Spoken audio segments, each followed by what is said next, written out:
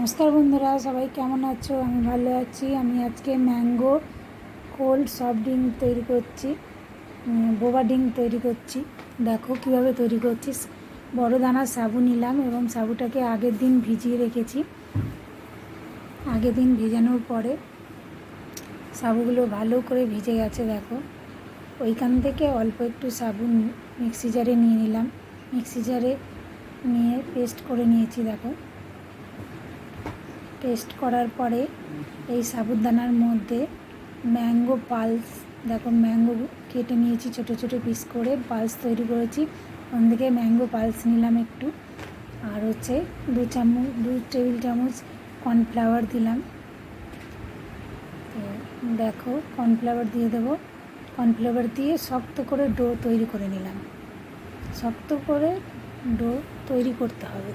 তো করে নিয়েছি, করে ওখান থেকে ছোট্ট ছোট্ট বল তৈরি করছি আর কর্নফ্লাওয়ারের মধ্যে রাখছি, না হলে একসঙ্গে জড়িয়ে যাবে।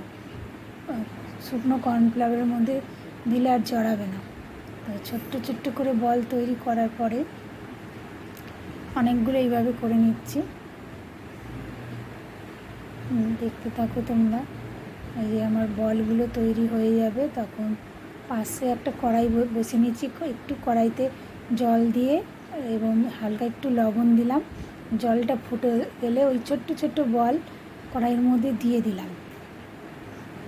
দেখো, বলগুলো দেওয়ার সঙ্গে সঙ্গে যেই জলটা ফুটবে বলগুলো ওপরে ভেসে উঠবে।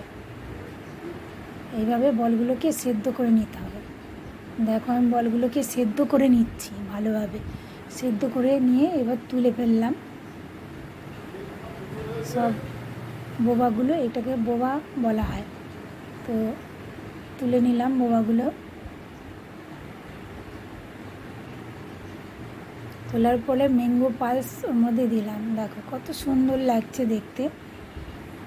ম্যাঙ্গো পালস দিয়ে দিলাম। এবার হচ্ছে ওগুলো একসঙ্গে মেখে ফ্রিজে রেখে দেব।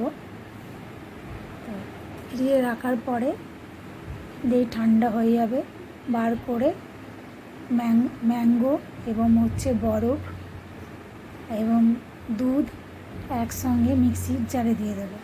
দেখো, ম্যাঙ্গো আমি মিক্সি জারের মধ্যে দিচ্ছি এবং হচ্ছে বরফ দেব আর দুধ দেব, দিয়ে মিক্সি জারে একসঙ্গে মিক্সি জারকে ঘুরিয়ে পুরো ড্রিঙ্ক তৈরি করব।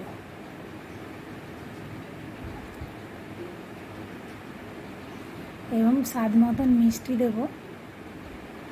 যে যেরকম মিষ্টি খায় ওইভাবেই মিষ্টি দেব। আমার মিক্সি জারে পেস্ট করা হয়ে গেল।